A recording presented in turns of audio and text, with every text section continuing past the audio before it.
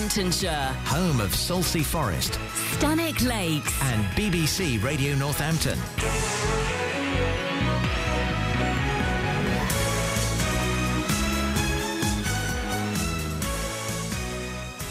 I'll show you something to make you change your mind.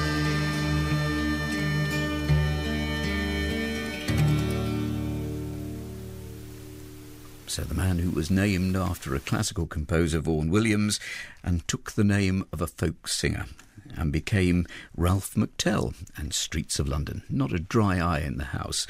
13 minutes to 4. Tomorrow sees the launch of the Cure Your Emetophobia book by a man called Rob Kelly, who's personally trained our next guest to help the sufferers of a very controlling phobia cure themselves with what is known as the Thrive programme, a Thrive consultant.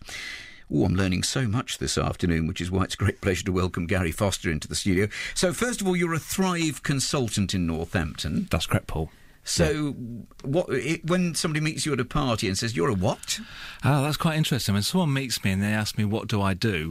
I don't tell them what I am. And with regards to our subject today, emetophobia, the first thing I wouldn't normally say is I cure people of the fear of vomiting.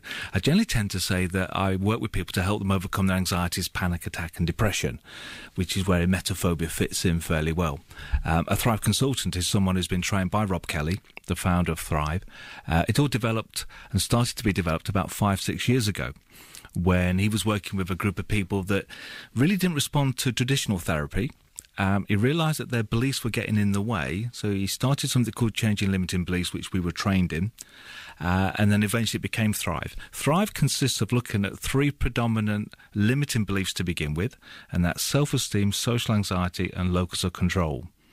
With emetophobia, they have a particular certain set of traits that seem to be quite predictable, and in particular, absolutely controlling in their lives. Now, emetophobia, and it's taken me half the day to learn how to say the word. I'll go back to pedestrianisation. I think I can manage that one. You did it really well.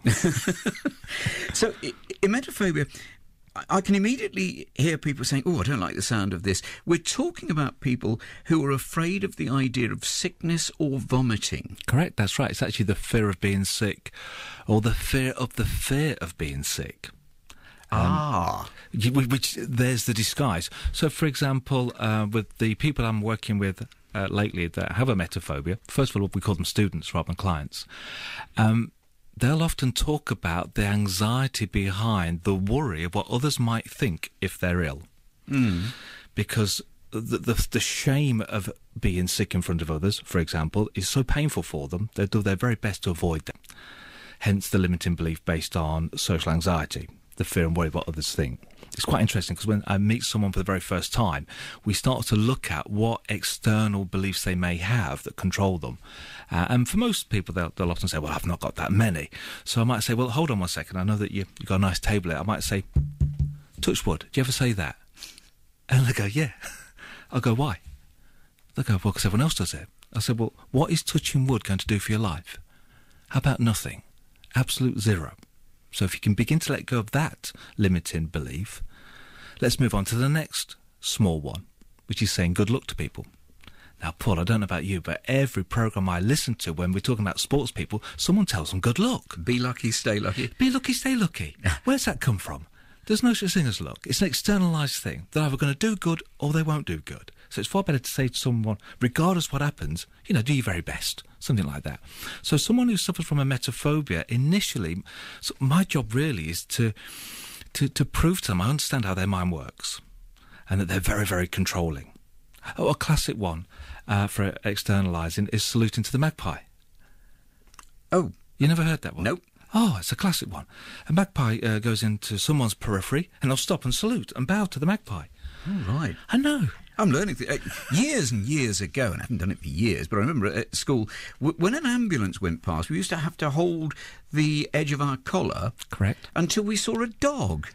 Well, why? What difference is that going to make, Paul? Do you see how absurd that is? Now, you and I are laughing, that's absurd. Now let's move it on a little bit more. How about the worry and concern of what other people think about them? Yes, but when we're talking specifically with this emetophobia about sickness, vomiting, call it what you will. Yes. Yes, there's a lot of it around with the winter bug and norovirus and that kind of thing. We had a straw poll around the office, knowing that I was going to be sitting opposite you and talking about this, and the general opinion was, well, we all feel bad about being sick. Isn't it something that's a universal problem? We all... Well, possibly, you see, that's a belief. So from the straw poll, you probably found... all beliefs are correct, by the way. You probably found that most people said, actually, I don't really like being sick. I'm not too keen on that. True. That's completely different than being totally and utterly scared out of your wits of being sick. So, for example, other people might have the fear of heights. Yeah. Or they might have a fear of enclosed spaces, where they go into an absolute panic attack. Yeah? Now, when you did the straw poll, I'm going to imagine that no one went into a panic attack when you talked about it. Although I was talking to the delightful lady on reception, she was talking about some sickness and illness, and I actually said to her, if there was someone suffering from emetophobia and had listened to our conversation, they'd be straight out that door. That's how frightening it is. So it's the fear of the fear. We've all sat on a coach trip or something. Yes. And somebody at the front has thrown up, and then we suddenly feel, I think I might throw up. And we never think of it until that happens. Correct. Is that connected? Oh, it is connected, absolutely. It's based on what's known as Coux's law of reversed effort. So we're travelling along, we're okay, and then someone is ill. And before we know it, the imagination starts to kick in, doesn't it? Such as, bet that wasn't nice. And then before you know it, you feel a little bit unwell. And the stomach's churning a little tiny bit. And then before you know it, you might be thinking, I feel a bit ill. Now, if you continue to think that way, there's a very good chance you'll be ill. I can see that, yes. You can see that. That's called Coux's law of reversed effort. And that's what happens to the emetophobe sufferer, but they magnify it because they've got a very obsessive mindset. So then they'll be thinking, I wonder where it was. I better be careful I don't walk too close to it because I might catch something.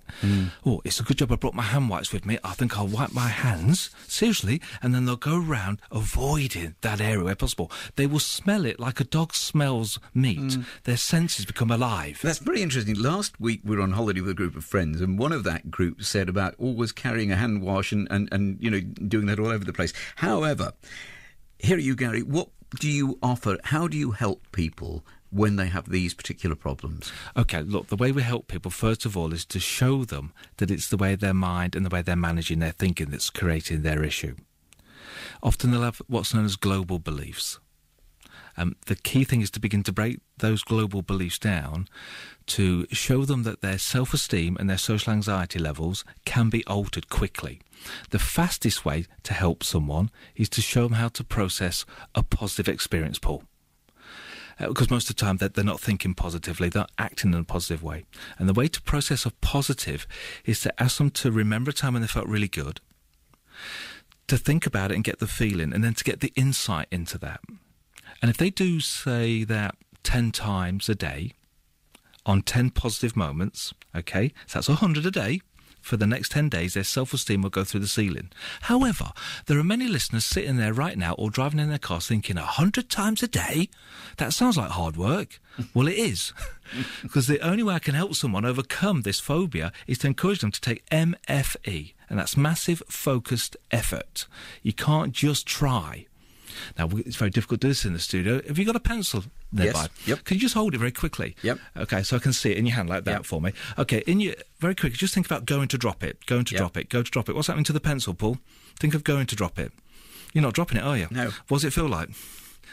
It's getting heavier. It's getting heavy and it's stuck. Okay, Yes. That's all right. Right, when we use the word going, okay, this is how I demonstrate it quickly, we program our mind not to do it. Right. Yeah. So when people say, I'm going to try and get over this, my job is to show them the power of what try does to stop them. So when you said, how can I help them? We go through a screening process.